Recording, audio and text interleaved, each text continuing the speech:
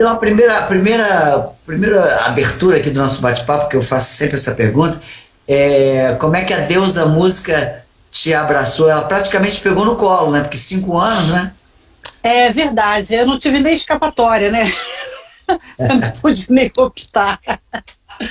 É uma coisa no meu caso aqui foi uma coisa muito de família mesmo, né? Meu pai músico, né? Então eu já cresci ali dentro do ambiente da música e fui embalada assim por ela. E aí meu pai, enfim, percebeu que eu gostava de estar perto dela, da música, do instrumento, em forma do instrumento cavaquinho. E aí ele se dedicou a me ensinar, né? Acabou que aprendemos os dois juntos a tocar cordas. Porque ele era trompetista, né? Ele não tocava, ele não tocava corda. Ele era do ar, não era do... Exatamente. Corda.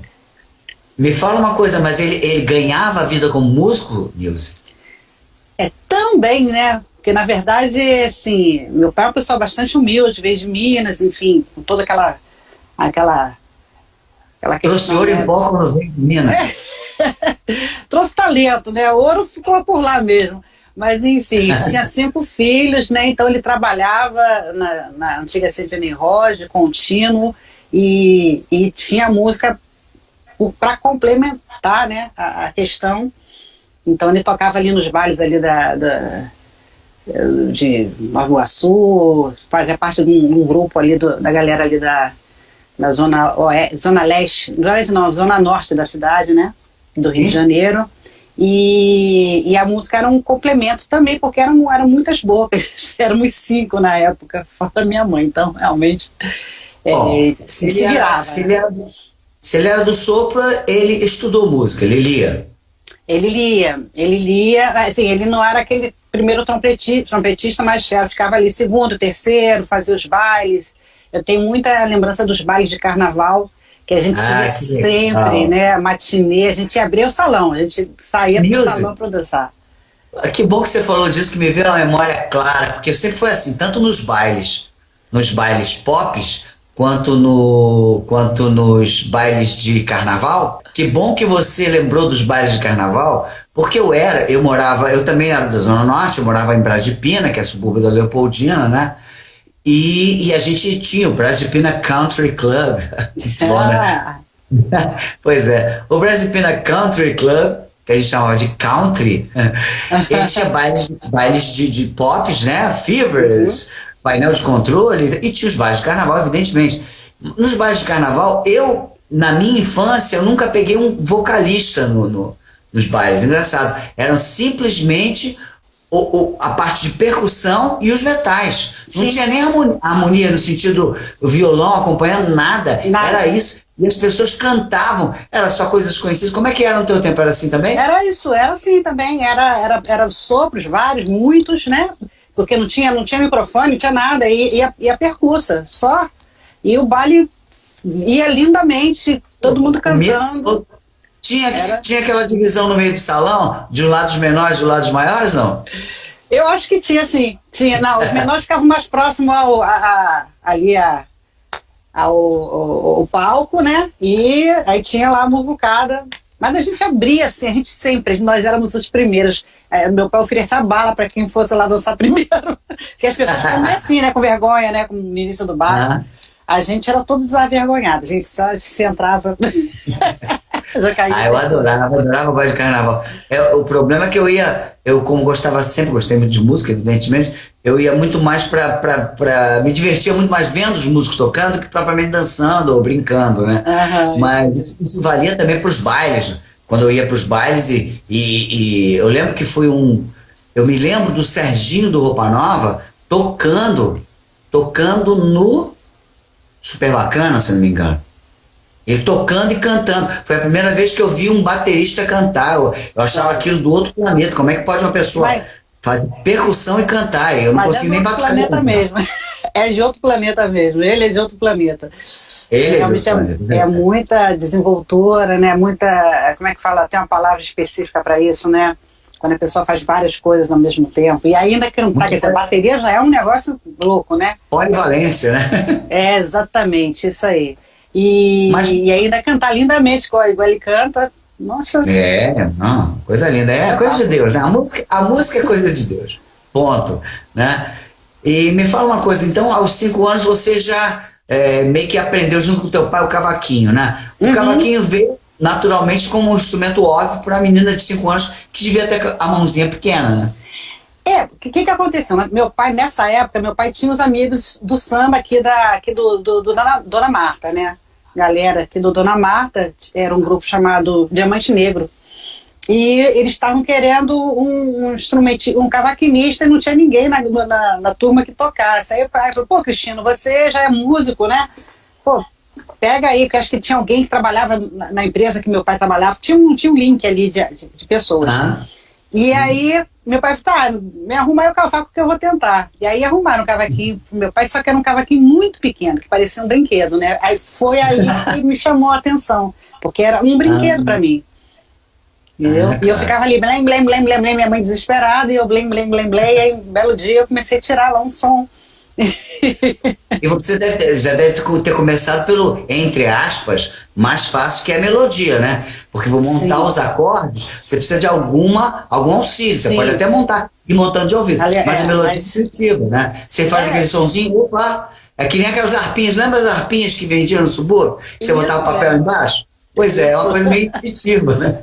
E acabei que eu tirei uma música que eu ouvia, meu pai tocando, que era a corda Maria Bonita, que estava ali nas cordas soltas do cavaquinho, né? Praticamente eram as cordas soltas, mas eu fazia, a questão toda é que eu comecei a tocar com ritmo, né?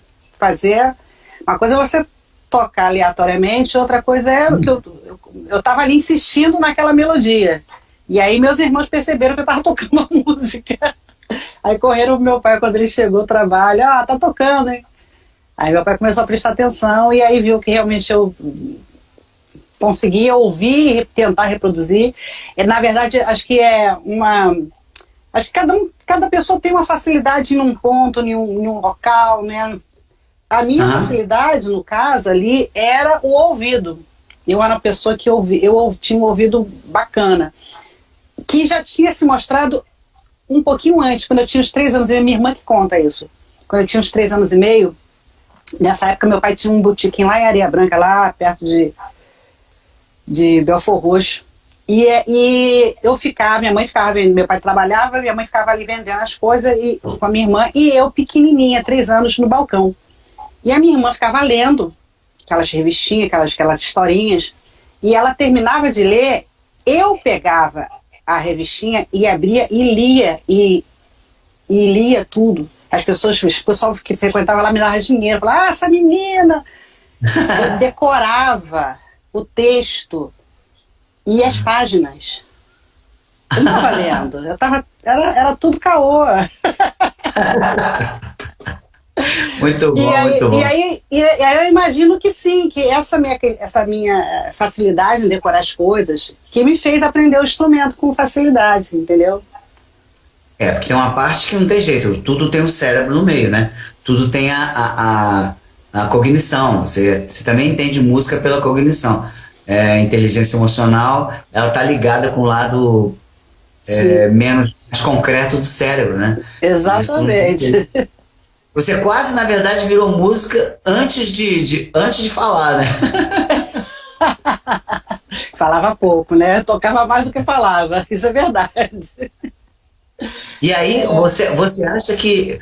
Mas a partir daí, como é que você conseguiu, com aquele cavaquinho que você tinha em casa, estruturar alguma coisa em termos de estudo para melhorar tecnicamente? Não, mas aí que tá. Foi uma coisa muito louca. Meu pai, percebendo ali que eu tava gostando do instrumento, tô tirando nota, né? Tirando ritmo no instrumento, né? Melodia e ritmo. Ele arrumou um violão, que a gente éramos paupérrimos, e aí uma outra pessoa arrumou um violão para ele, e aí nós começamos a aprender juntos, ele, o violão, e eu, o cavaquinho, e a gente tinha a questão de ouvir. Tanto meu pai não ensinou música para mim, ele me deixou ali na minha brincadeira, de ouvir e repetir, entendeu? E aí nisso a gente foi aprendendo juntos, e aí assim, e não tinha técnica alguma, foi bem na marra mesmo, assim. Não tinha técnica, eu não tive professor Meu professor foi meu pai, que na verdade não tocava corda, e os discos do Jacó, do Valdir, do Pixinguinha, enfim. Que era mais ou menos o repertório, que ele ouvia, que ele gostava de Big Band, então eu aprendi a tocar Moonlight Serenade, sabe? Assim, eu tocava umas músicas estrangeiras. E aí foi assim, foi na marra, assim, a gente foi aprendendo na marra, ouvindo, reproduzindo, depois comecei a ir para alguns lugares onde as pessoas estavam ali, Dorina, saudade, Alfredo Delpenho entrou. E aí ficamos ali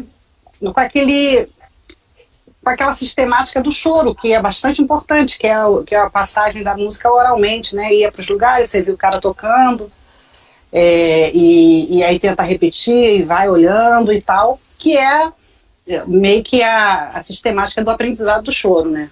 Hoje em dia tem escolas, né? Hoje em dia tem escolas, várias escolas de choro e tal, mas na minha época não tinha muita escola de choro, não tinha internet. A gente colocava o disco, colocava uma moedinha no braço do disco para reduzir a velocidade, aí afinava o instrumento ali naquela afinação para poder ouvir as notas direitinho e tentar tirar. Nossa, que loucura! Essa da moedinha eu botava só quando o disco pulava. Servia também. Mas no caso a gente botava várias moedas para poder fazer aquele peso, ele Muito, muito bom. E assim, porque a gente quando não lê, eu nunca li música, eu toco mal violão por cifra. E a gente quando não lê, acaba aprendendo na rua, na esquina, né? Ver o cara fazendo aquela harmonia. Era muito engraçado a gente falar assim, porra, parece que não sei quem sabe a harmonia original de, sei lá, Sapato Velho. Harmonia complicada, por exemplo. Isso. Aí você ia lá ver o cara tocar, ou batia na porta do cara para o cara tocar para você olhar e você memorizar, porque também em determinado momento eu não tinha nem sabia a cifra, eu memorizava. Ele tentava começava a tocar tudo errado, evidentemente, claro, mas já era um pontapé inicial. Mas você também já começou num celeiro de craques, né? Porque o choro não, pode até ter músico autodidata, mas nunca tem músico mal preparado, porque o repertório é um repertório difícil, a não ser talvez para o pandeirista, nem para ele, né? Nem para ele, as convenções, aquelas obrigações, né? O cara tem que estar ligado. O choro é uma música... Não fala que é difícil, não, mas assim, ela é um pouco, tem uma elaboração, né? Então você tem que ter um mínimo ali de atenção, né, nas coisas. Mas é uma música que é viável, é palatável, todo mundo ouve, pode gostar, né? É que as pessoas também ficam jogando choro muito para aquela coisa clássica, erudito, não, mas acho que é popular, é um pouquinho mais rebuscado, mas... É agradável de ouvir, e muita gente toca. Eu comecei a tocar ouvindo, né? As pessoas tocam de ouvido. Um dia eu tava assistindo um show no Teatro Rival, aí eu encontrei com o Yamandu, e aí ele falou, pô, Nilson, não sei o que, vai conversar com ele, poxa, Nilson, você sabe que eu tenho os seus discos todos lá em casa, tinha tudo lá. Eu falei, pô, mas por quê, né? Aí ele não, porque você era uma menina que tocava e porque eu também adorava ouvir as baixarias do Dino e ficava tirando. Então, assim, o disco que eu fiz naquela época era um disco simples, porque eu era uma criança que tocava simplesmente, que serviu de muita gente que estava querendo aprender, comprou o disco, porque era uma coisa simples, né, de se coisar, e era altamente, super bem acompanhada pela época de ouro, né? Então muita gente comprava o disco para ouvir o Dino tocar, para ouvir o Ronaldo que tocou viola no coisa, o Netinho do clarinete, o Jorginho no pandeiro. Então assim, foi uma estreia maravilhosa mesmo. E como é que aconteceu essa transição de você, uma menina muito pobre, né, aprendendo basicamente por amor à música, né, e o mínimo de recurso, até chegar a gravar o primeiro disco, que de qualquer maneira gravaram um disco aos 11 anos, né, se eu não me engano, foi o primeiro disco, né? É uma tarefa difícil para qualquer pessoa no planeta Terra, não é só para uma menina pobre da Zona Norte do Rio. Era complicadíssimo e também, imagina que assim, hoje em dia qualquer pessoa, né? Mas assim, hoje é muito mais fácil você gravar, fazer um trabalho. Em casa você faz. Na época era uma coisa difícil mesmo. Você gravar um disco era difícil. Aí eu tive algumas fases, assim. Logo quando eu comecei, aí eu fui morava em Anchieta, fui morar em Nova Iguaçu. Aí lá em Nova Iguaçu tinha um radialista chamado Nicanor Gonçalves, que tinha um programa de crianças aos domingos na rádio de Nova Iguaçu. Legal. Então eu passei a frequentar aquele programa, então aí tive uma visibilidade. Alguém ali trabalhava na Globo e falou: poxa, tem uma menina lá em Nova Iguaçu que toca choro, olha que coisa. Aí a reportagem do Fantástico foi lá em casa, tanto que eu conto meus 40 anos de carreira, eu conto a partir dessa apresentação do Fantástico, foi em 79. Eu fiz o trabalho há 2 anos. E aí eles foram lá, e assim, a título de, não que eu tocava horrores, a título de ser uma novidade, ser uma criança, uma menina tocando cavaquinho, tocando choro, né? Tocando uma coisa estranha, né? Porque na época era bem estranho, imagina. E aí eu apareci no Fantástico, depois eu comecei, meu pai começou a encontrar pessoas que nos ajudou, Nazareno de Brito, nos ajudou, a gente começou a frequentar a Portela. Carlinhos de Maracanã foi uma pessoa que nos ajudou muito. Carlinho ficou, nossa, nisso tem que tocar. Ele me botava no intervalo da orquestra, no baile lá, na Gafeira da Tia Vicentina. Ele me colocava no intervalo da orquestra, sabe, assim, pagava cachê pra gente ir, a gente morava longe pra caramba, ele pagava o cachê pra gente ir. E aí ali eu conheci o Rubem Confetti, conheci a Delson Alves, conheci a Arlene Olívio, várias pessoas, eu não vou lembrar de todas as pessoas que me ajudou, mas agradeço. E aí chegamos à gravadora CID, né, a CID, que, enfim, estava com Bezerra da Silva estourado e tal, tinha alguns artistas estourados lá com ela, e aí ela falou assim, não, vamos gravar sim.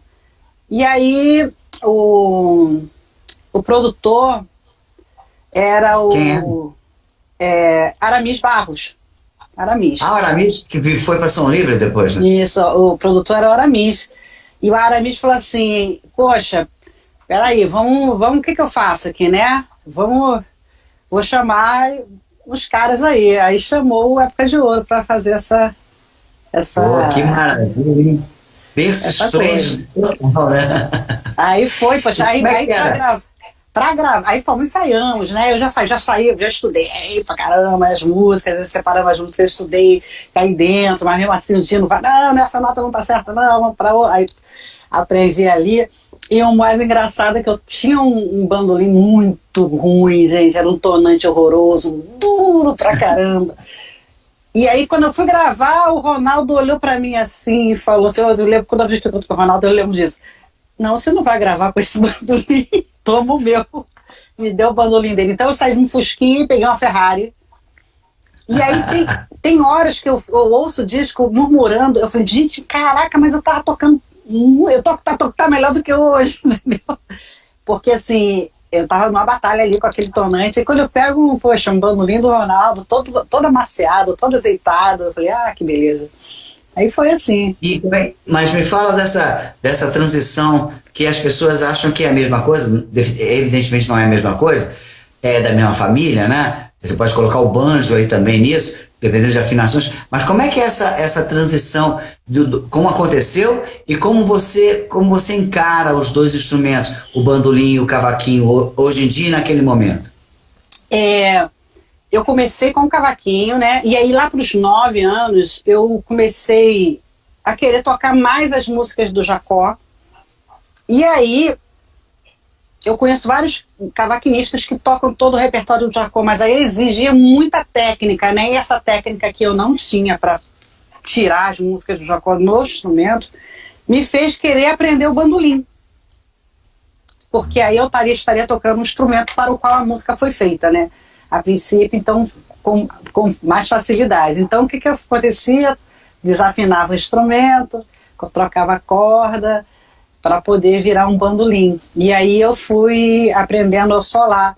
Só que eu tenho aí, ficam várias deficiências, né, falando tecnicamente. Por exemplo, eu adoro me acompanhar, me acompanho no cavaquinho razoavelmente bem, e no bandolim, por exemplo, eu tenho uma dificuldade para me acompanhar. Então eu acabo que eu reservo o bandolim para ser um instrumento solo e o cavaquinho para ser um instrumento de acompanhar. Se bem que eu estou com um show agora, chamado Choro Canção, que ele me obrigou a dar uma pegada mais no bandolim, em termos de acompanhamento. Eu até queria avisar para as pessoas que no dia 24 estaremos voltando ao palco com esse show, Choro Canção, graças a Deus. Com todas as seguranças que a gente pode ter, mas é muito bom voltar ao palco. Agora, esse papo acaba virando um papo muito de música. Eu tenho muito interesse por esses corredores que eu não enxergo. Mesmo como a IR que eu fui, tem alguns corredores da música que você não precisa saber, então você pergunta depois, né? Você me disse que para tocar cavaquinho o repertório do Jacó do Bandolim era mais difícil. Por que era mais difícil? Porque o cavaquinho fazia as vezes do bandolim, ou porque a harmonia, a melodia era a mesma, evidentemente, né? Qual era a grande diferença que criava dificuldade para o cavaquinho? No meu caso, é porque a extensão do instrumento, a afinação do instrumento. O cavaquinho tem uma afinação muito parecida com aquelas primeiras cordas do violão, né? Ele é Ré, Sol, Si, Ré. Mi, Si, Sol, Ré. Mi, Si, Sol, Ré. E aí o bandolim é Sol, Ré, Lá, Mi. É como se fosse o violino. Ele é um pouco mais extenso. Então o Jacó chegava a um Sol grave. Aí para pegar o cavaquinho, aí termina no Ré. Aí você tem que fazer um malabarismo. Ou então trocar música de tom, né? E aí eu não tinha essa técnica. Eu não tinha essa técnica para trocar tom de música. E aí, para mim, o mais prático foi aprender o bandolim.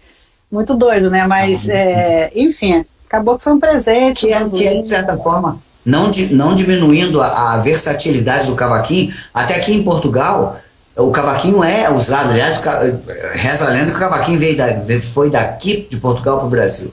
Isso é uma lenda que eu não sei se confirma, que eu não estudei. Mas existe cavaquinho aqui, igualzinho a gente, eventualmente afinado diferente, mas eles usam aqui para cantar, se acompanha completamente diferente do nosso. Sim. O cavaquinho é um instrumento versátil, mas o que eu noto é que o bandolim é mais versátil. O bandolim, por exemplo, você vai ver os discos do Beto Guedes, tem ele tocando bandolim, 4 venezuelano, mas nunca vê o cara tocando cavaquinho. O cavaquinho, ele, no Brasil, ele bate numa barreira estética, eu não diria de preconceito não, de estética mesmo, né? De estética. De estética, mas que pode ser quebrado também. Eu acabei de, quer dizer, não vou abrir muito aqui, mas eu acabei de participar de um documentário, que eu acho que posso até falar que já saiu nota no documentário falando de instrumentos feitos com madeiras lá do museu, né? Aquele Museu da República. E aí eu peguei o cavaquinho, eu amadrinhei um cavaquinho feito lá com aquelas madeiras, e a gente eu cantei uma música do Mosca com o cavaquinho. Vai ficar bonito, as pessoas vão gostar. Eu falei assim, o cavaquinho, eu tô aqui com o cavaquinho. E aí cantamos tudo novo, de novo. E aí, e ficou lindo, assim, eu gostei. O pessoal tá perguntando onde que é o show. Gente, o show é na Vila Kennedy, no Teatro Mário Lago. Vamos lá, a Vila Kennedy. Serão somente 60 ingressos, é gratuito. Espero a galera lá, quem estiver por perto, quem estiver na vizinhança, 5 horas da tarde, no dia 24. Muito bom, muito bom. Voltando. Então, não, mas sem dúvida, porque você vê agora o crescimento. Eu, um tempo atrás, que eu vi, muito engraçado, o Davi Moraes, seu colega de cordas, né? O Davi Moraes brincando, querendo fazer uma passeata contra o carrão e o ukulele, sabe? Mas eu lembrei desse cavaquinho porque já esse instrumento havaiano, ele é muito usado para acompanhamento pop, né? Sim. Eu tô com aqui novinho para aprender. Pois é. E o cavaquinho sempre se prestou a isso, né? Sim. A diferença é que as cordas são de aço, né? Enfim, e timbra diferente, claro que sim. Mas você não tem jeito. Tem um truque no cavaco que é, pelo menos assim, às vezes o cara não quer botar um banjo, ou tá sem um banjo, aí o que o cara faz no cavaco? Gravando principalmente. Você pega a terceira corda, o sol, você troca, deixa ela grave. Aí ela dá um som diferentão, dá um som próximo ao ukulele. Eu já fiz isso algumas vezes aqui gravando. Tem uns truquezinhos bons. Maneiro. Eu fico louco, cara, que eu toco o violão. Se me trocarem violão, já acho que é outro instrumento. Imagina mudar a afinação de um instrumento de 4 cordas e tocar outro que tem 8, mas são 4. Nossa, é muita coisa. Eu sento num carro, eu falo, se não for o meu, eu tenho que aprender a dirigir de novo. Quase. O idiota perfeito. Não, mas tem algumas músicas que eu toco no bandolim e no cavaquinho. E aí eu tenho que ficar muito ligada, porque já aconteceu de eu estar aqui, daqui a pouco eu pego a corda errada, porque eu estou imaginando que eu estou no outro instrumento. E aí é meio complicado. Mas, assim, algumas músicas eu toco nos 2 instrumentos. Solo, né, nos 2 instrumentos. E o violão, você costuma usar? Você usa violão? Claro, eu já tive muitas vezes. Sempre usei para ajudar a compor. É um instrumento muito bom para compor, para fazer arranjo, para escrever harmonia e tal. Mas já trabalhei, fiz uma temporada lá no Japão, 6 meses de voz e violão num lugar lá, mas eu assim, eu nunca gostei de fazer voz e violão porque a minha... assim, pra mim, o violão pra mim é tipo João Bosco, sabe? Eu gostaria muito de tocar assim. E aí, como eu não tocava, eu sou muito autocrítica. Aí eu falei assim, você não é pra tocar violão do jeito que eu quero, eu não vou tocar violão, não. Então sempre violão largado. Só que nesta pandemia, o violão tá se mostrando assim um super amigo. Eu tô um ano tocando, já tô marcando, vai ter show, voz e violão. É lógico. O violão se presta muito. Eu diria que se não existisse o violão no Brasil, a gente não teria o cancioneiro que a gente tem, né? Com certeza. O cancioneiro foi o violão que fez com que o cancioneiro ficasse tão rico, né? Né? O violão se presta tudo, né? Você presta absolutamente tudo, né? Você toca uma música de piano no violão, você transporta qualquer coisa. E claro, os instrumentos, não dá para você tocar com oboé, a Travessia do Milton Nascimento, né? Só o instrumental. Exato. O violão eu acho que piano e violão são 2 instrumentos assim muito completos, né? Muito... E o bandolim na mão do Hamilton, né? Mas assim, o violão pra mim assim, tem sido um super companheiro. Aí eu tiro música, tô usando ele pra me acompanhar. Daqui a pouco, hoje mesmo, domingo eu vou fazer uma live, que eu sempre faço um top 5 na live, um compositor, um cantor, uma pessoa que eu gosto, tal. E aí, domingo que vem, é Moraes Moreira, que eu vou homenagear. Aí eu tô aqui fazendo as músicas e assim, tá rolando as introduções. Eu com o violão fazendo introduções. Eu falei, gente, que doideira, eu nunca pensei que ia fazer isso na vida. E é muito legal, porque aí acaba que eu fico aqui, mas aí eu fico ouvindo, lembrando da gravação, falei assim, cara, tem uma introdução aqui, tem um negocinho que aí eu tento e aí tá saindo. Lá vem o Brasil descendo a ladeira. Já tá aqui debaixo do dedo. Debaixo do dedo, eu conheço, te conheço, sei disso. Vai ser bom esse negócio aí. Moraes merece demais. Moraes além de ser um gênio, Moraes é daquele cara que modificou a música brasileira, né? Um cara que não dá pra você botar e tirar de cena sem fazer uma diferença gigantesca, né? Ele acho até ele subestimado. Ele é muito mais gênio do que as pessoas acham que ele é. Mas enfim, isso não vem ao caso. Estamos falando de outras coisas. Mas você estava ali aos 11 anos, tocando com época de ouro. E como é que os rapazes daquela época, já eram senhores, né? Tratavam a menina. Porque o que acontece? A gente sabe muito bem que os músicos, você sabe muito bem disso, que os cantores são tratados de canário pelos músicos. Não sei se ainda se fala assim, mas o canário. E tem uma certa dose de desprezo nesse tratamento. Uma pequena dose, né? Tanto é que fala assim, Elis Regina canta como um músico. Poxa, Elis Regina, né? E como é que você era tratada sendo, entre aspas, uma cantora, né? De Não, melodia. porque na verdade eu não era cantora, eu era até os 15 anos Não, não, instrumentista, né? não, não, não. O que eu quis dizer é que você estava ali fazendo melodias, né? Sim, fazendo sim, a sim. melodia. A É isso que eu quero melodia. dizer. Claro, eu sei que você não cantava. Eu não sei, gente, assim, eu sempre me senti bastante acolhida, se houve alguma coisa, eu não vi. Passou Era meio batido. xodó, né? Assim, o pessoal me tratava muito bem, o Jorginho, toda vez Bom. que. Jorginho foi o primeiro produtor musical. Produtor, não, como fala? Diretor musical, né? Da News, não sei o Uhum. que, sempre me trataram muito bem. Ali, o Dino, muito sério, né? Explicar não é essa nota, é aquela nota, Uhum. e eu sempre corri atrás, assim, né? Quando ele falava, quando ele ia falar, já tava fazendo, entendeu? E aí, aí o tratamento, assim, não dava motivo, não me dê motivos, então eu não dava motivo para nada. Então tá, mas me fala uma coisa, sabe que você faz parte de um clã de artistas que é notável por várias razões no seu caso, né? Não só por você vir do instrumento, né? Do instrumento para a canção, vamos dizer assim, né? Uhum. Essa trajetória é uma trajetória complicada, não é todo mundo que faz isso, né? Não é todo mundo que é George Benson, né? Que começa com um músico instrumental e vira um cantor, e um bom cantor, excelente cantor, e a gente tem outros exemplos. Não é por isso não, mas eu acho que um dos maiores méritos teus, e que eu posso testemunhar de uma maneira muito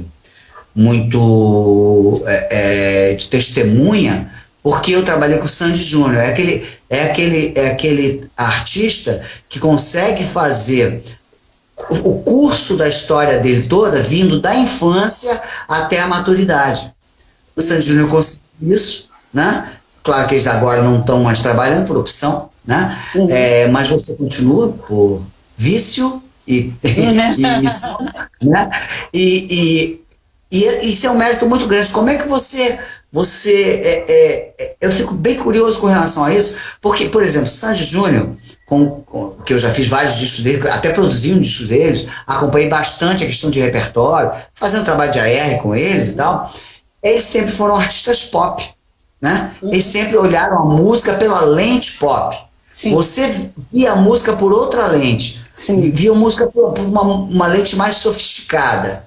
E ao mesmo tempo o mundo ia crescendo junto contigo.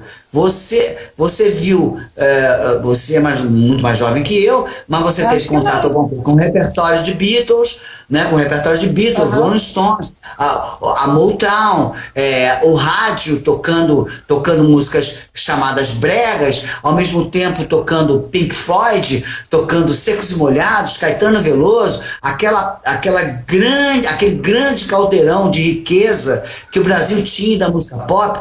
Como é que você conseguia se aquartelar dentro do teu repertório e não, entre aspas, macular esse repertório com um desejo de tocar outra coisa que seus amigos achavam mais legal?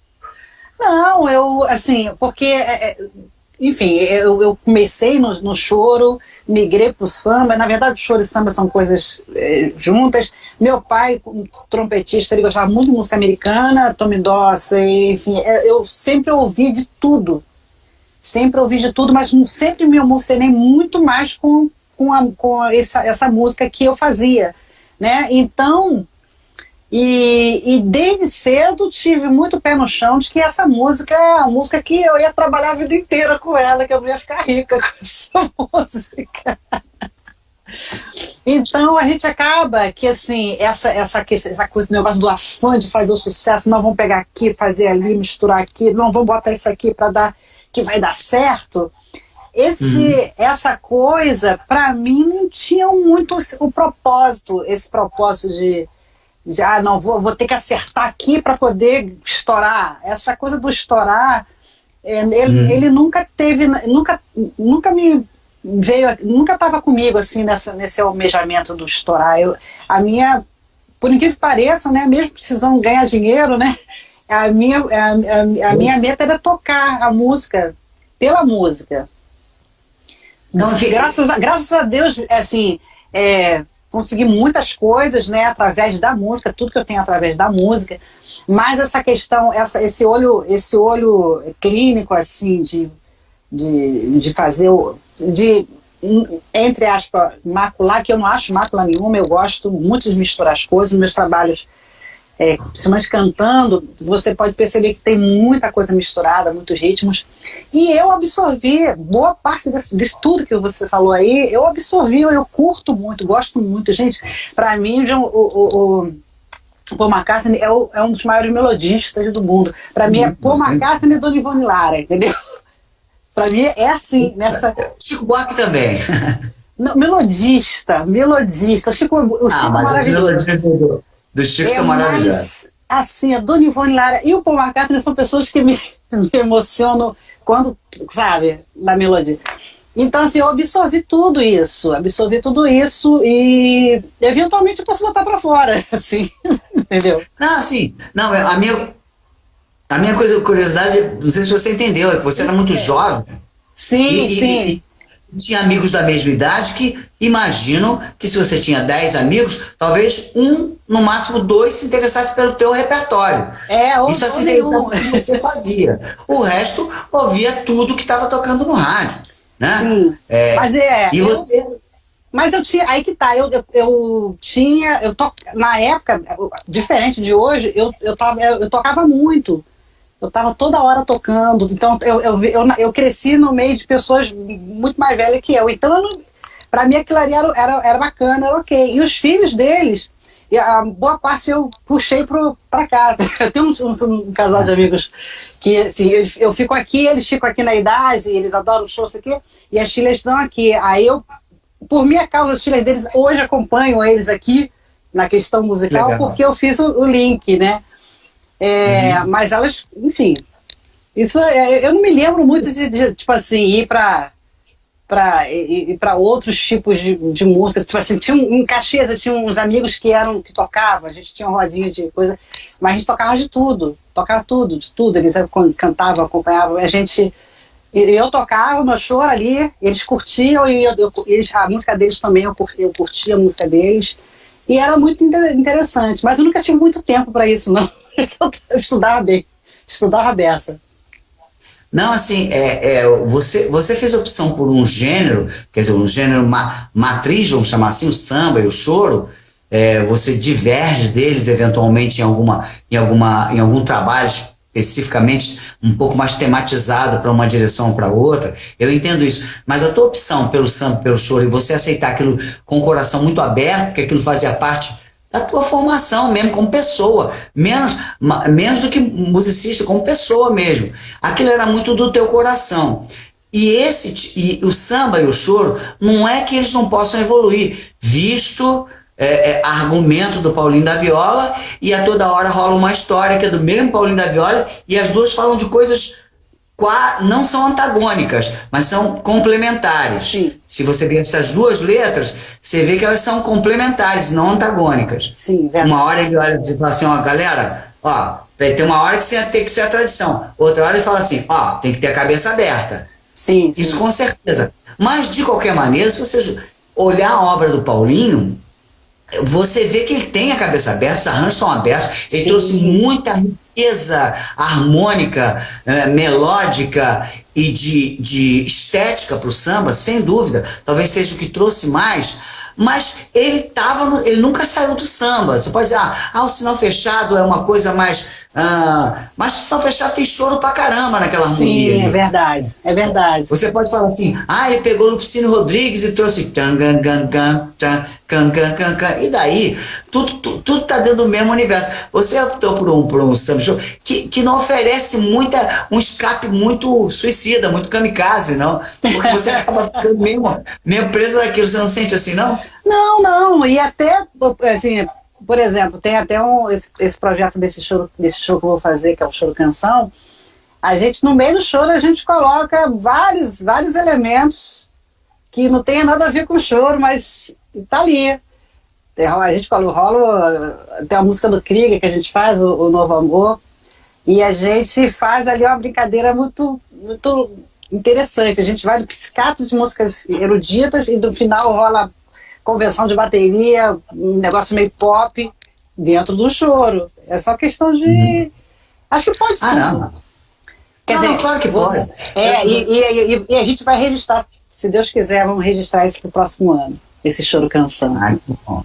Que bom. Não, eu acho mesmo, eu amo Novos Baianos, né? Novos Baianos, você pegar Samba da Minha Terra com os Novos Baianos, pô, vira rock and roll no meio do samba. Imagina esse Samba da Minha Terra, uma música que tem esse nome, que é do Dorival Caymmi. É um samba clássico. Sim. Claro, samba baiano, mas clássico. Vira um rock and roll. É maravilhoso aquilo. Tirido Trincando, começa baiano, depois vira Jimi Hendrix. Eu acho riqueza isso. Não me entenda mal.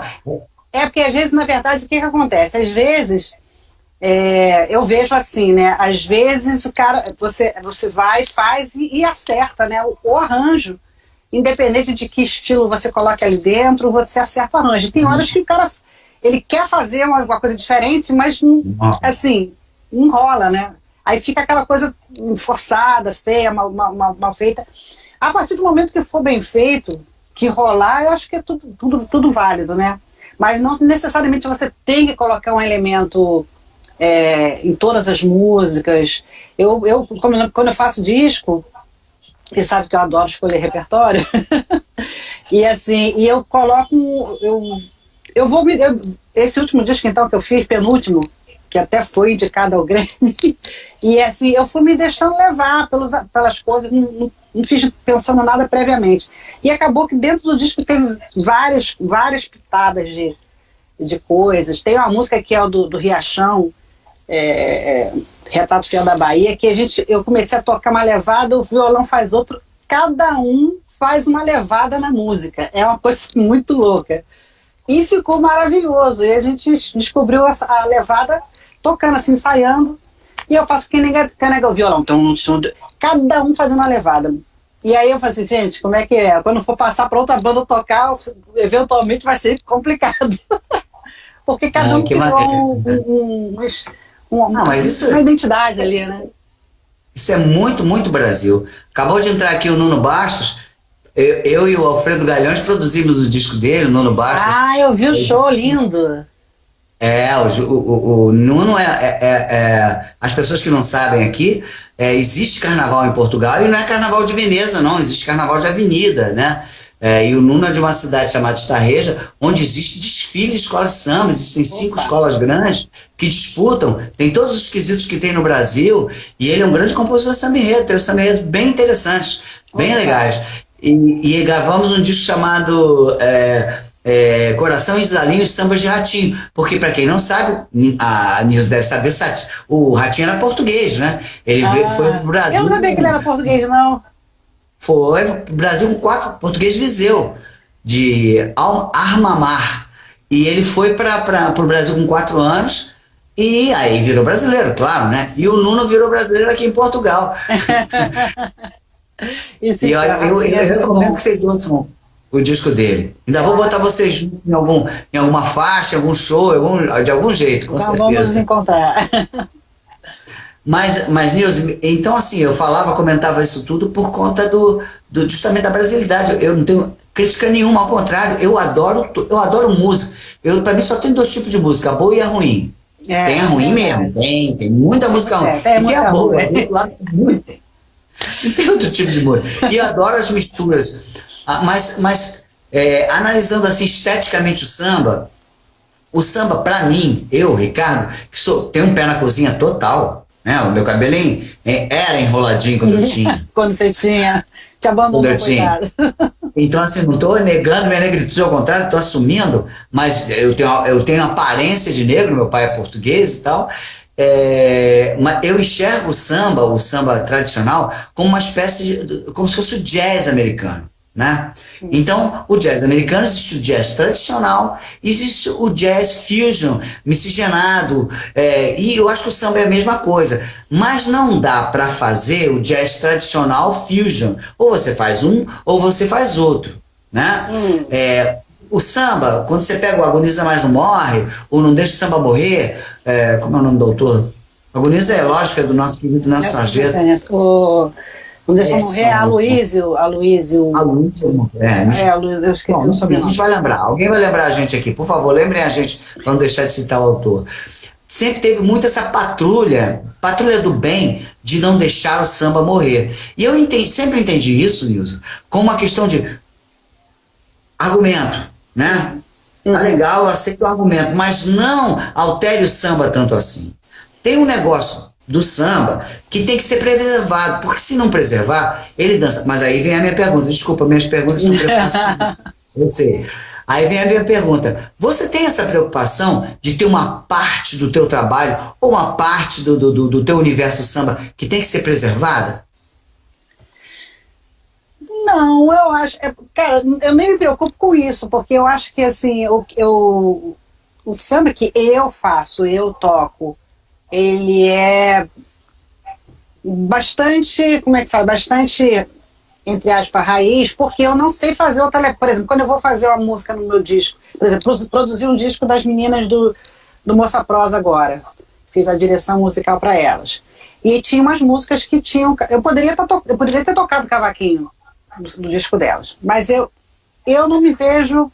Por exemplo, eu acho que para aquelas músicas que elas estavam fazendo, elas precisavam de um outro cavaquinho, com outra pegada, outra não sei o quê. Então eu chamei a Yaya para fazer, uma menina que toca, que cavaquinho super bem, que tem essa maneira de tocar um pouco mais moderna, vamos dizer assim, entendeu?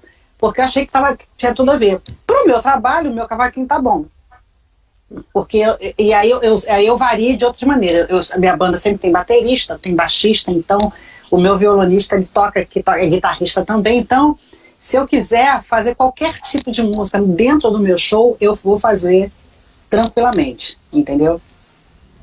Mas não me preocupo com isso. Eu acho que não fico preocupada se as pessoas vão achar isso ou aquilo. Se me convidarem para gravar pagode, eu canto pagode. Tem uns pagodes que eu adoro, eu gosto, tem uns lindos, até na minha live, essa semana toquei A Carta, coisa linda do Delcio, sabe? Tem umas coisas muito lindas. Canto, se me chamar para cantar o rock, eu canto rock, eu tenho disco do Feito No More, entendeu? Assim, se a música for boa, não vejo problema nenhum. Não. Mas em relação ao trabalho, né, assim, eu acho que, por exemplo, eu não faria um disco de rock. Não faria um disco de rock, a não ser que eu fosse convidada por uma banda de rock, alguém que tocasse, porque assim, eu não tenho levada, eu posso no máximo tentar imprimir uma voz que não vai ser do estilo, porque o meu estilo é outro, né? Eu consigo transitar bem entre, por exemplo, o samba, o choro, a bossa nova, até o pop. Consigo transitar com a voz, consigo transitar razoavelmente.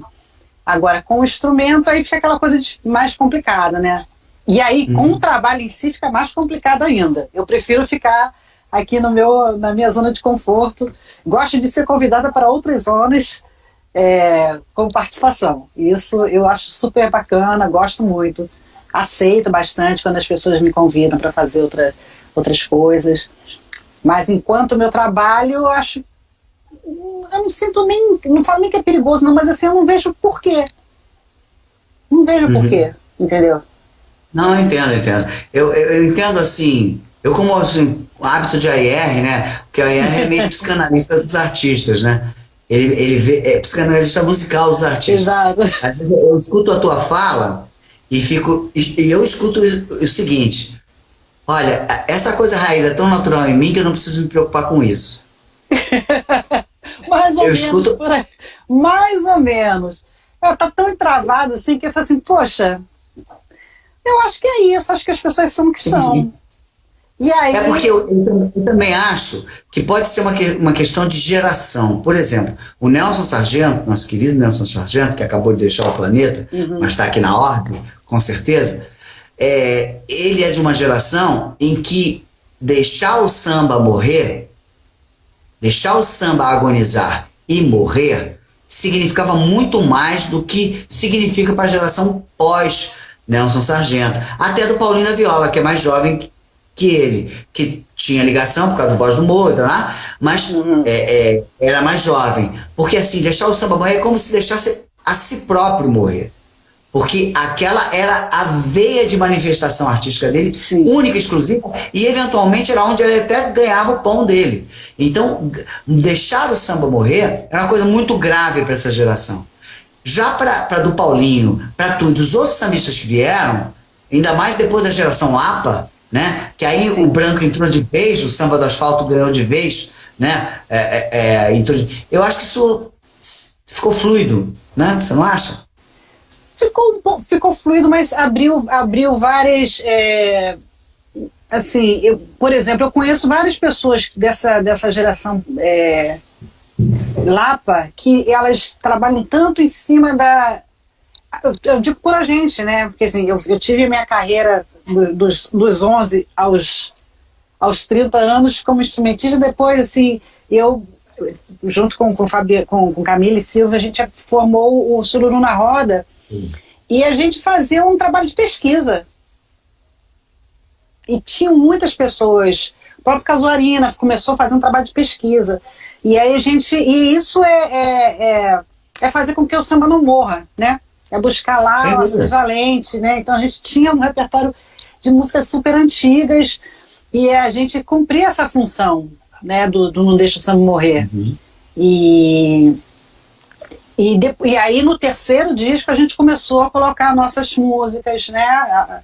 Enfim, a gente já mostrou aqui, já fez a nossa parte aqui do Não Deixa o Samba Morrer, vamos contribuir um pouquinho, né? com as coisas.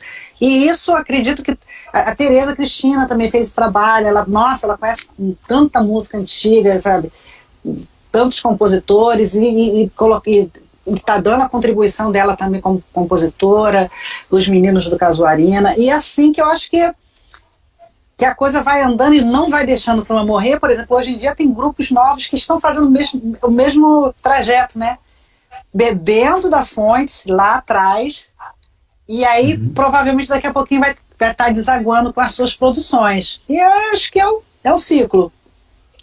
Não, é verdade, quando você analisa o que a gente chama de geração de pagode dos anos 90, né? Só para contrariar, Soweto, enfim, aquele monte de artistas interessantes, sim, sim. Todos eles têm como referência o Fundo de Quintal, o Cacique, né? Exatamente. É muito louco, né?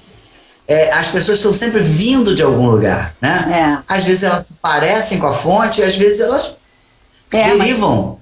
Mas assim, a fonte foi ali, ela foi lá, conheceu, né? E aí resolveu partir para outros caminhos, mas tem um fundamento, né? O fundamento é importante. Posso fazer uma pergunta provocativa? Provocativa? Meu pai. Não tem nada de provocativo. Você sabe que eu sou um cara low profile total.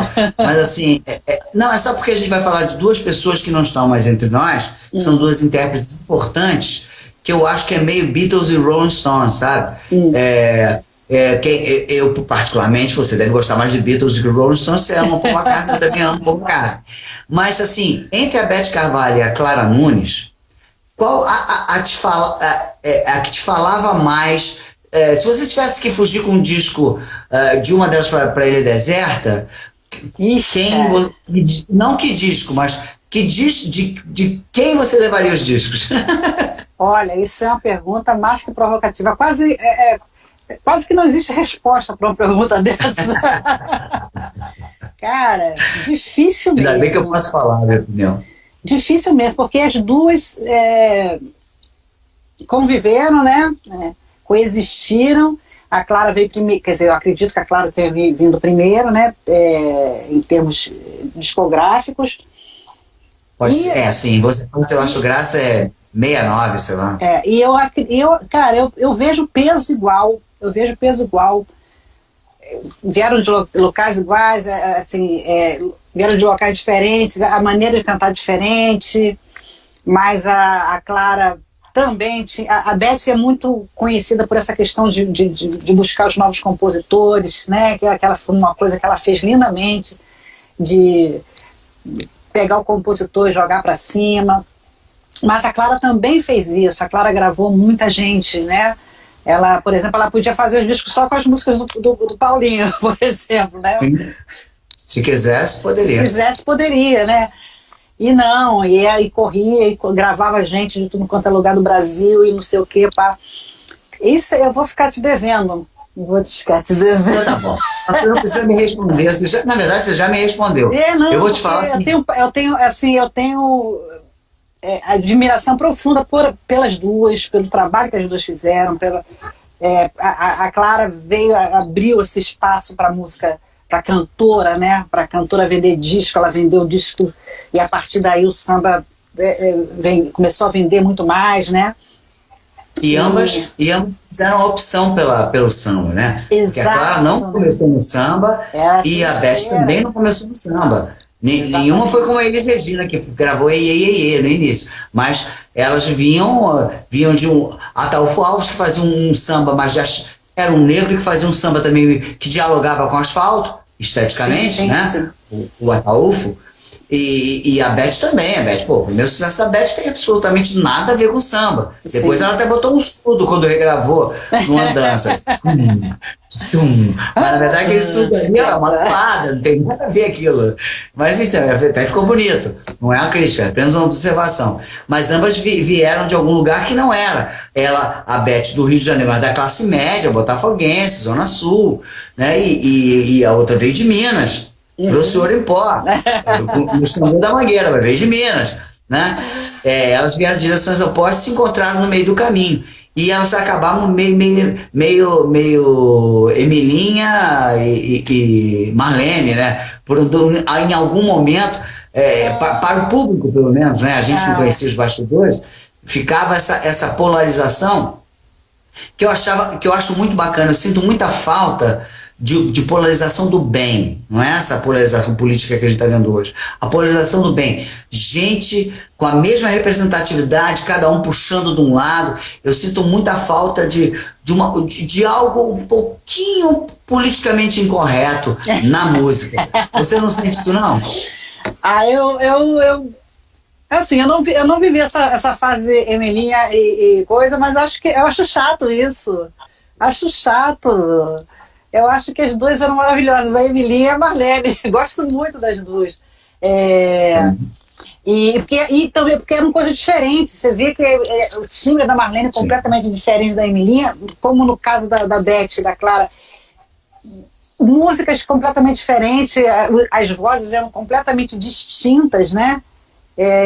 Nenhuma querendo imitar a outra, né? Cada uma com seu trabalho ali. A voz da Beth com aquela coisa rouca, grave, a voz da Clara cristalina e aguda. E eu gosto, assim, eu não sei, vou te contrariar. Eu levava 6 faixas de uma e 6 faixas de outra para ele. Pronto. É difícil escolher quais faixas, né? Essa é a minha introdução para eu te falar de você cantora, né? Quando é que deu o clique de você cantar? Foi no Sururu ali, exatamente naquele momento? Não. Eu, na verdade, no terceiro disco de instrumental eu já cantava. Eu já cantei com uma voz bem criança, mas eu sempre fui afinadinha, né? Graças a Deus. Hoje nem tanto. Mas eu, na época, era afinadinha e eu vinha cantando. Quando eu fui para a primeira vez viajar com o Oba Oba, eu tinha 15 anos de idade, eu fui com o Franco Fontana para o Oba Oba participar daquele show de revista que ele tinha lá na Europa. E aí eu fui contratada para fazer a parte do choro. Aí cheguei lá, tinha um Toco Preto, cavaquinista, fui contratada para tocar bandolim. Aí foi eu, meu pai e minha irmã era percussionista. E tal. A gente fazia nosso número quietinho lá. Aí a cantora, nesse espetáculo, o cantor era o Jair Rodrigues e a cantora era a Eliane Estevão, uma cantora maravilhosa, paulista, que agora mora em Vegas, mora nos Estados Unidos, agora não, já há muito tempo. E a gente foi para os Estados Unidos também, ela ficou lá. E aí eu ficava com violão na rodinha, no camarim com a Eliana, cantando coisas que não tinha nada a ver com o show, né? A gente ficava cantando lá Pablo Milanês, Chico Buarque, não sei o quê, e algumas bossas. Numa dessas vezes, o Franco Fontana, em pessoa, passou pelo camarim e ouviu a gente cantando. Aí ele ouviu e ficou observando. Aí ele já chamou o coreógrafo e o maestro, que era até o maestro do Jair, esqueci o nome dele agora. Enfim, falou assim, vamos colocar um quadro de bossa nova. E aí eu virei cantora. Porque ele era Estevão, tinha uma voz deste tamanho. E eu com violão ali, pequenininho, né? E aí eu virei cantora ali com o samba dá essa prerrogativa o intérprete que vem do samba dá essa prerrogativa do minimalismo, né? O samba, apesar da gente ter cantores grandiloquentes como, sei lá, Oswaldo Nunes, gente do samba que cantava, né, Bertão, o minimalismo é afeito ao samba também. Sim, razão pela qual o João Gilberto sempre disse que fazia samba. Quando falava que ele fazia bossa nova, ele ficava, o que é bossa nova? Eu faço samba. Tá aqui, né? Eu canto samba. E a passagem do samba para bossa nova é tênue, não é complicado. Né? É só tirar o pé um pouquinho. Exatamente. E aí aí montou-se esse bloco de bossa nova e eu virei cantora. E até lá em Nova York, a gente fez esse show em Nova York e o Jobim estava na plateia. Olha que coisa. Olha. Que coisa. Depois ele veio falar com a gente, muito legal. E assim, aí a partir daí eu comecei a cantar e não parei mais de cantar. Até que, assim, mas aquela coisa, voltando para o Brasil, gravei alguns LPs independentes, bem independentes mesmo, né? Aquela coisa, aquele corte ruim, né? Aquele som horroroso, cantando, mas aí já colocando músicas nossas, enfim, era o que a gente podia fazer, já estava no finzinho do vinil. A gente gravou alguns discos, mas assim, as pessoas ainda não tinham o hábito de me ver cantando, tinham o hábito de me ver tocando. Então, chegava no programa do Adeusão, vamos botar o instrumental. E aí depois a minha voz, até ali no Franco, já minha voz não era tão infantil, mas estava já começando a firmar, e aí foi firmando a voz. E aí eu só consegui cantar mesmo lá depois dos 20. Quando eu fui, aí pela segunda vez com o Franco Fontana, já comecei a cantar mais. Aí já entrei no show como cantora, né? Tocava também os 2 números, mas entrei como cantora, e aí a voz foi firmando. E quando eu fui pro Japão, aí foi uma escola, que eu passei 6 anos cantando, né? Cantando todo dia, praticamente. Você morou 6 anos no Japão, é isso? Eu fiquei 6 anos no Japão. Fiquei 6 anos. Aos 21 anos eu fui ia fazer faculdade, rasurei, aí tinha a segunda opção, eu olhei minha segunda opção e falei, Jesus, não quero fazer isso não. E na mesma época, é uma pessoa que a gente conhecia aqui no Rio, que a gente fazia uma roda de samba, uma roda de choro lá, toda segunda-feira, uma segunda sem lei, na Barra, e ela falou assim, gente, estou indo para o Japão, vou fechar aqui o meu negócio. E aí, num dia que ela estava finalizando o trabalho dela lá, finalizando as negociações para ela ir para o Japão, a gente estava tocando.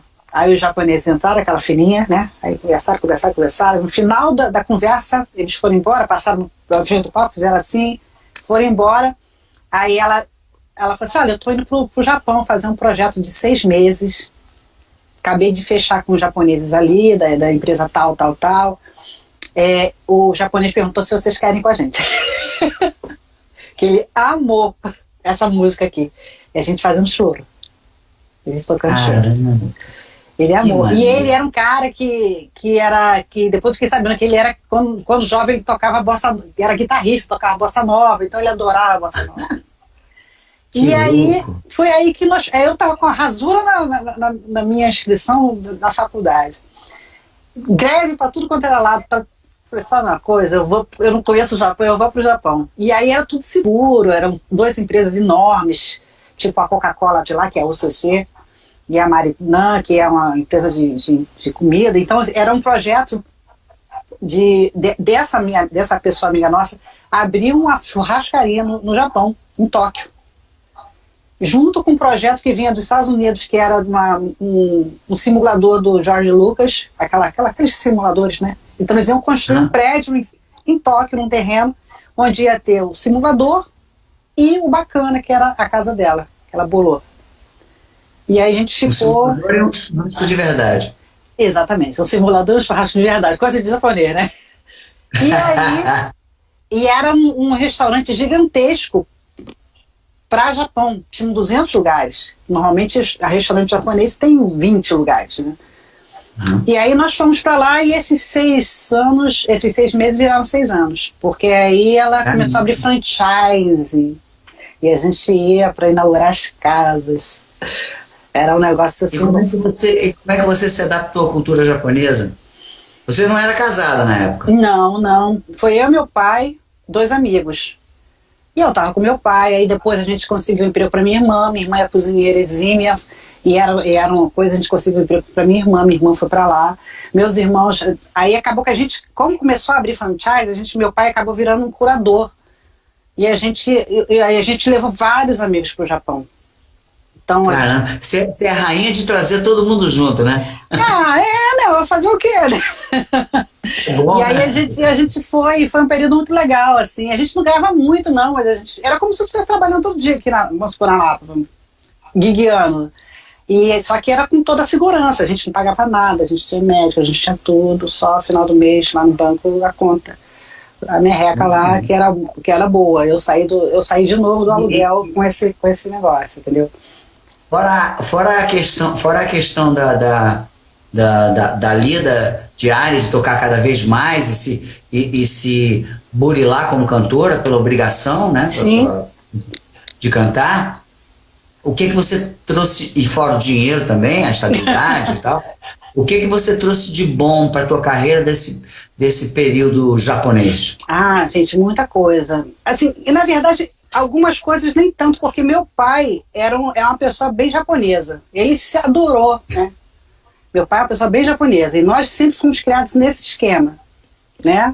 Então, a gente não teve dificuldade nenhuma. Teve alguns amigos que sentiram dificuldade lá, mas a gente não teve dificuldade nenhuma. O japonês é muito na dele, o que é dele, o que não é dele, não é dele. E é isso. Entendeu? É muito legal, assim, eles não têm essa coisa do calor que a gente tem, mas eles têm uma coisa muito boa, que eles não te prejudicam, entendeu? Não te prejudica, as coisas funcionam bem, as coisas funcionam bem. Horário, essas coisas todas, nossa, depois de um tempo lá você fica, assim, meio mal acostumado, né? Mal acostumado. Não tem jeitinho, lá não tem jeitinho brasileiro, então você tem que fazer um negócio direitinho, entendeu? E aí você voltou para o Brasil já mais preparada, vamos dizer assim, tecnicamente, ou pelo menos mais afiada com a lida da cantora, sim. E aí chegou a hora de você fazer o sururu e chegou a hora também de começar a compor canções, ou você, antes disso, aconteceu a composição? Não, já compunha com meu pai, já tinha várias músicas instrumentais e cantar, e vocais também, mas eu não sou das letras, ele que coloca a letra nas músicas, então já tinha algum repertório de composição com ele.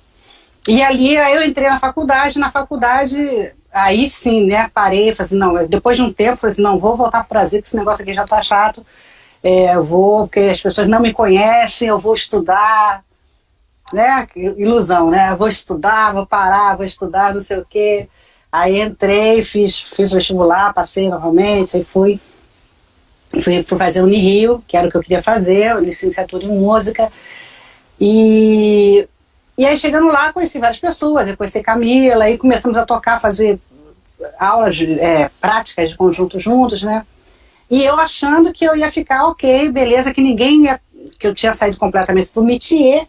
3 meses eu já estava no espetáculo lá do Hermínio, que era o Samba e Minha Nobreza, que a Tereza gravou o disco, mas ela não pôde fazer o show. E faltando uma semana para o show estrear, me chamaram. Ela disse, você tem que aprender 50 e poucas músicas. Eu falei assim, não, ok, tranquilo, sem problema. Aí fui eu. E aí, aqui na 30 você já sabia. Oi? 30, mais ou menos assim, 25 eu já sabia, o resto eu tive que aprender. E aí eu caí dentro desse show, aprendi. E aí aquela coisa da faculdade que eu estava achando que ia ser uma facilidade, juntou junto com esse negócio.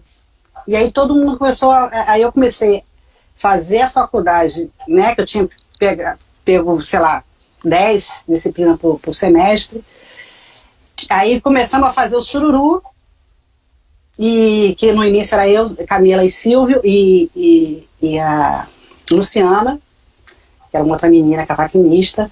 Depois entrou o Fabiano, e aí a gente começou a fazer tudo ao mesmo tempo. E eu louca, né?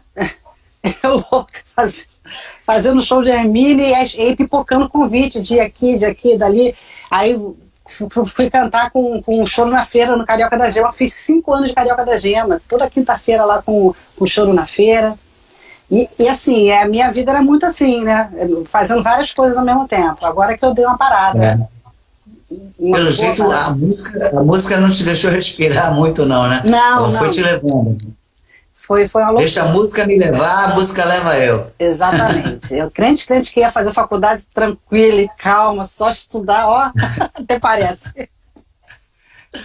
Muito bem, mas de qualquer maneira ela te trouxe até aqui, né? Sim, Te nossa. segura e com uma carreira estável, assim, eu acho que você faz o que você gosta, pelo menos no tempo que a gente trabalhou junto, eu tive, para quem não sabe, ninguém sabe, eu tive o prazer de fazer a direção musical, acho que foi isso, não, musical não, eu fiz a direção de AR, digamos assim, do projeto lá do Sururu ao vivo, Sururu na Roda ao vivo, aquilo é muito bom, né? Aquele DVD é muito bom, né? Ficou ótimo. Acho aquilo muito bom. De vez em quando eu boto aqui só pra... É aquele negócio que dá vontade de você botar e você bota numa festa e todo mundo gosta, quem não conhece fica conhecendo e tal. Foi uma experiência muito, muito bacana. O Samba Social Clube trouxe isso, né? Eu fui inventar o Samba Social brincando, e quando eu inventei o Samba Social Clube, eu estava começando a cumprir meu karma de capataz. Eu devo ter sido capataz, ou deve ter sido aqueles caras que davam chicotada nos coitados dos negros no navio e negreiro. Eu tenho um karma com isso. Tudo que eu meto a mão em samba, as coisas dão certo, engraçado na minha vida. Muito que bom. Parece que eu tenho uma coisa. Aquele projeto que a gente começou a fazer e não terminou, calma. Opa! Muita calma nessa hora.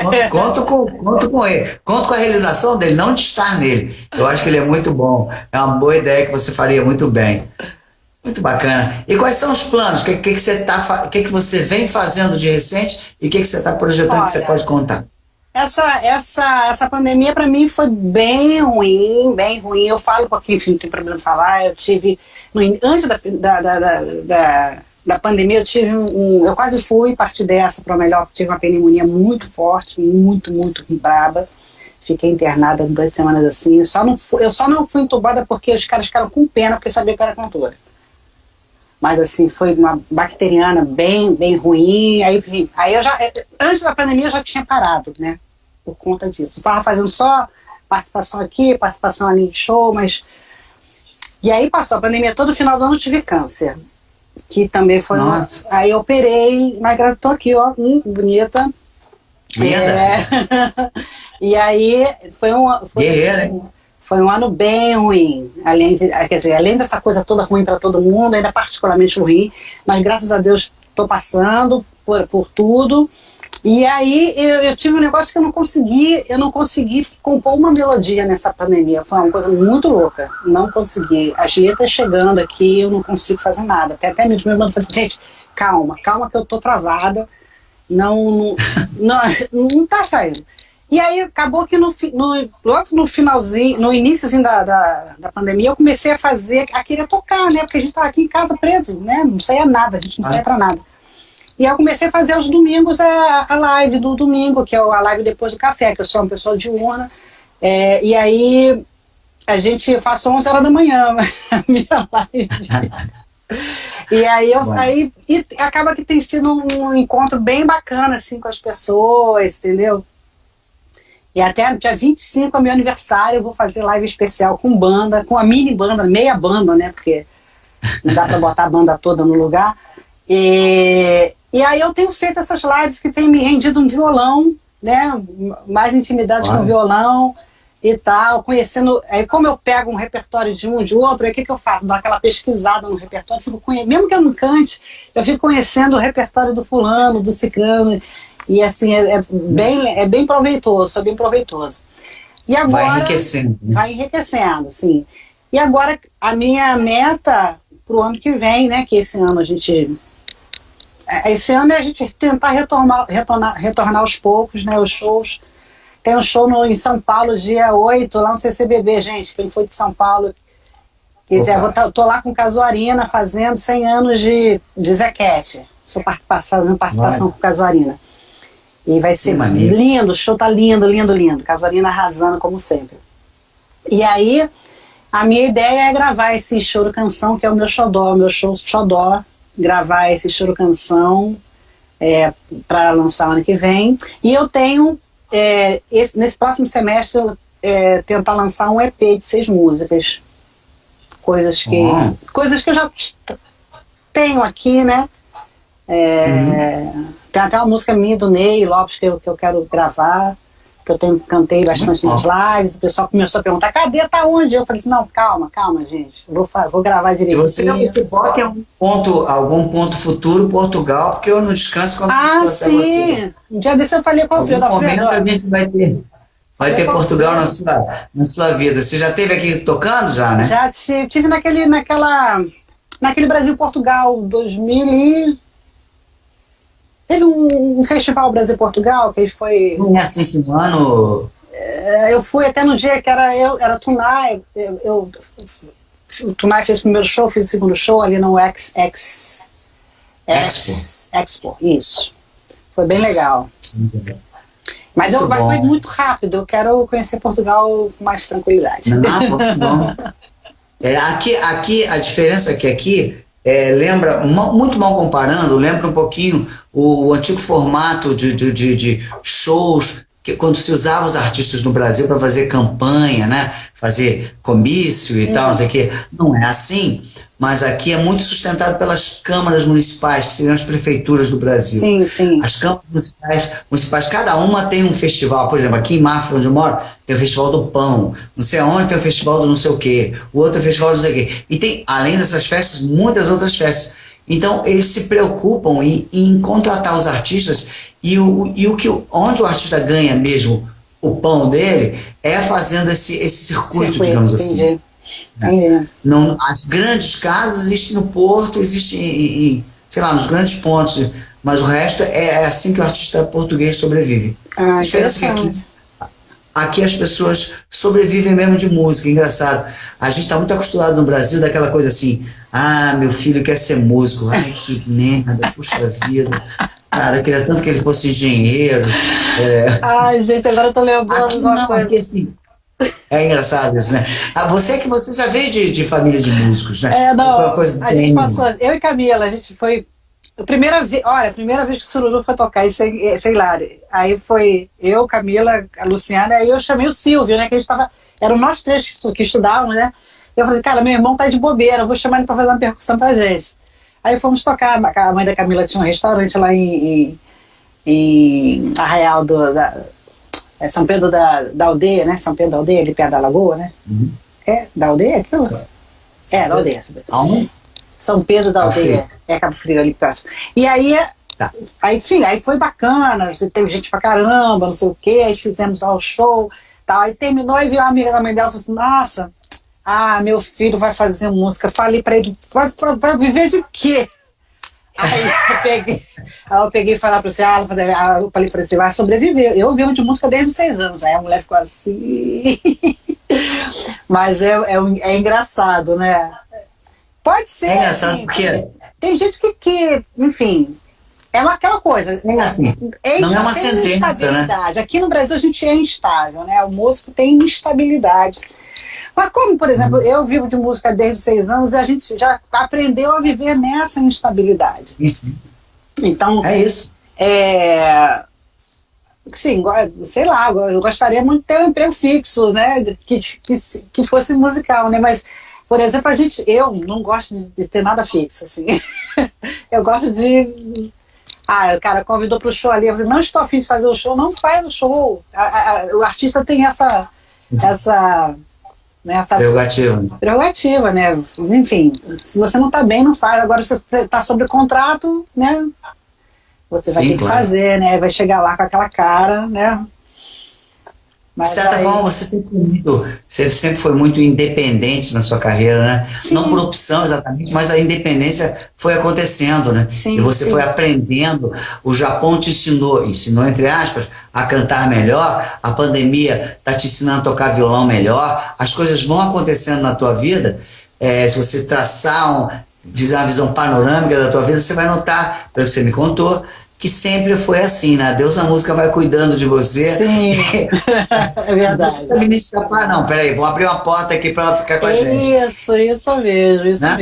Isso mesmo. Ela sempre dá sempre dá um alento, sempre dá uma forma, né? É isso. Como você é um ser diurno, eu e você já estamos nos aproximando da sua hora de dormir. Eu vou te agradecer muito, Nilzinho. Pô, obrigado pelo teu tempo, obrigado pelo teu talento, pela tua contribuição à música. Ainda que eu tenha visto que você, a música sempre mais que te perseguiu do que você a perseguiu, mas assim, de qualquer maneira, sempre tem aquela hora que a gente fraqueja, sempre tem aquela hora que a gente olha para frente e fala assim, meu Deus, será que a gente vai ter que carregar isso o resto da vida? Mas você sempre teve forte e sempre teve honrando muito essa energia maravilhosa que é a música, e que Deus te dê sempre muita saúde, que a gente possa contar com o teu talento por muito tempo. Muito obrigado por ter dedicado esse tempo pra gente. Imagina, tá com saudade de falar contigo. E vamos torcer para que ano que vem a gente se encontre pessoalmente, né? Presencialmente, né? Que é a palavra-chave. Presencialmente. Palavra da moda.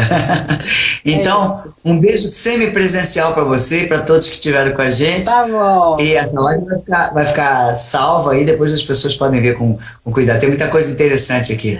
Tá Pode bom. editar a parte que eu falo demais, eu sei. Edita, por favor, hein? Onde eu falei besteira, você edita. Tá bom, beijo grande, beijo nas crianças. Eu vi que tá todo mundo lindo, na esposa, todo mundo. Beijo grande. Bacana. Tchau. Beijão em todos aí. Tchau, tchau. Tchau, tchau. Com Deus.